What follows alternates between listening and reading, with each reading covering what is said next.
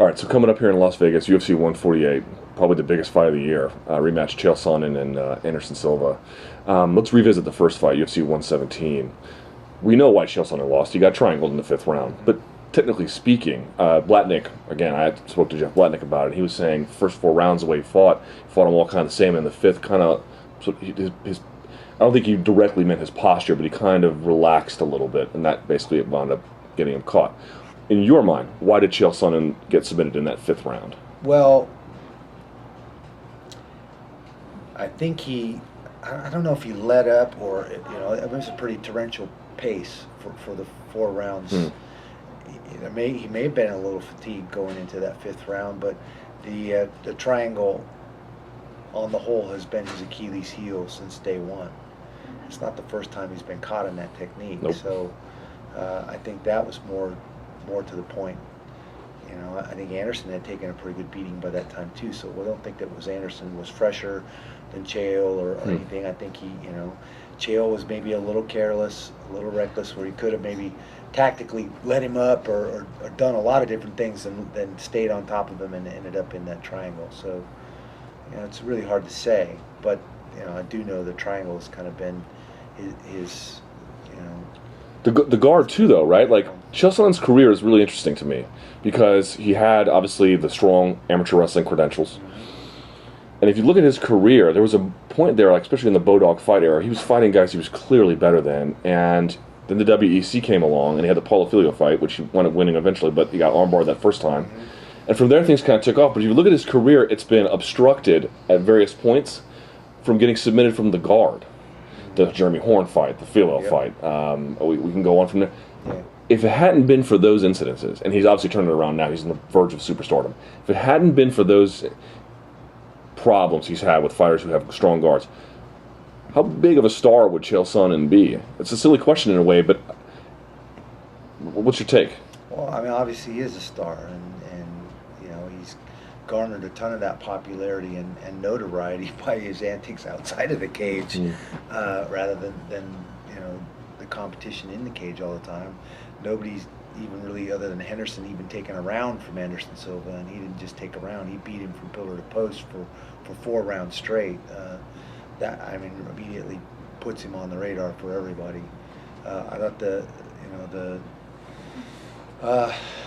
the Fio fight was a good example of where it's almost like he at some point he has a disconnect. He's like he loses faith or confidence in himself, and he kind of lets up, and then the guy finds a way to get him in trouble.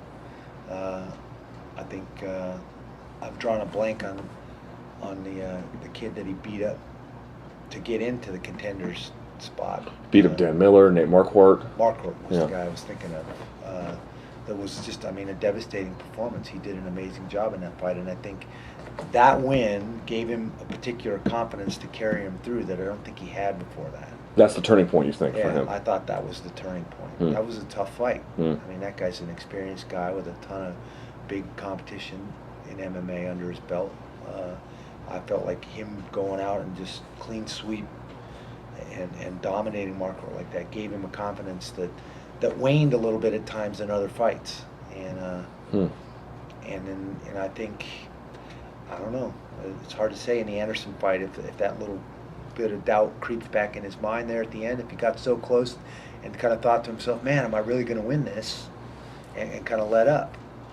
It's really hard to say, but we've always seen Chael in those, with Filo, he came back and stuck to it and managed to win. I think that's what we're going to see this time. Yeah, so I wanted to ask you about that. I was talking to someone the other day, and we were trying to decide, like, how many times in the UFC, maybe in other parts of MMA, whatever, but in the UFC, how many times has a rematch between two high-level competitors looked, the complexion of the fight looked like their first fight?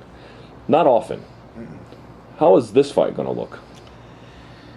It's kind of odd. Normally, I would say that the onus is on the guy who won the first fight to anticipate the changes the loser's going to make and get the same outcome. You look at it, I know in my own performances, Chuck made adjustments when I fought him the second time. That was hard to predict what those adjustments were going to be, and how do I then be prepared? When I studied him the first time, I knew, watched all the tape, how he was going to fight, I had a pretty good idea what Chuck was going to bring and how I needed to go to beat him. Now we're going to fight again. I know he doesn't want that to happen again, so he's going to make adjustments tactically and technically. What are those going to be? I got to guess. I know what I want to do. I want to do the same thing. I want to go out and win. So what do I really change? It's guesswork. So it's harder for the guy that won in the second fight. But if you look at Anderson and Chael, Anderson won by triangle choke and, with 2 minutes left. He didn't really win the fight. He got his ass whooped, literally, for 4+ rounds. So it's almost like, even though Chael needs to make some adjustments and obviously figure out how to stop a triangle, because I guarantee you if we end up in that situation again, Anderson's going to try and triangle him again. But it's almost like he was the guy that won, because he wants it to go the same minus the triangle. He wants to go out, wade through him, take him down repeatedly, beat him up, and basically be the same fight, just take the triangle out of the equation. Or what is Anderson going to do? Well, he doesn't want to get beat up for 4 rounds and pull it out. He wants it to be a completely different fight. So he's going to have to make some adjustments, deal with the kind of pressure that Chael brings to the fight, make him respect him in the striking realm, be effective there instead of playing his game, staying outside, because Chael's not going to allow that to happen. It's almost like Anderson's sitting in a good space, because he not only did win the first fight, but he is in a position to make those adjustments that Chael's going to have to figure out what they're going to be in the second fight. Where do you think Anderson is athletically? Right, 37. He's got that game. He's got great timing. That's true. But I think it's fair to say he's got a game that's predicated heavily, not entirely, but heavily on speed and reflexes. Where do you think he is? I think that because of the grappling and wrestling nature of mixed martial arts, that's why you're seeing athletes older in age still able to compete, where a sport like boxing is almost purely predicated on your speed and reaction. So guys with that style, as they get older, tend to compete less effectively, because they can't just go out and do what they always used to do. Now, Will Anderson, he's obviously got grappling ability. He's long, he's rangy, he can wrestle, he can grapple. Is that going to be more the style he's going to need? Obviously, Chael's going to try to force him to wrestle the whole time, I think. So is it going to be that kind of matchup? And is that going to be the approach that keeps Anderson in this? So he's not solely relying on his ability to hit him and get out of the way of him, but make it more of a grappling match. That's a good question. A couple more questions, let you go. Really appreciate your time. Chael Sonnen is a very high-level wrestler, no doubt about it. But if you look around, he's not the best wrestler, technically speaking, in MMA. There's Cormier and Van Askren and a bunch of guys. But he might have the best takedowns in MMA. True or false? Oh, he's certainly effective, and he's applied his wrestling ability and his wrestling transition skills very, very effectively. He was a great collegiate wrestler, but not a Cormier. He was a great Greco wrestler, but not a Henderson. Henderson was a 2-time Olympian in Greco. But it's not always about how great your wrestling credentials are. It's how have you figured out and tinkered around with your wrestling and gotten it to fit into your mixed martial arts game. And he does that very, very well.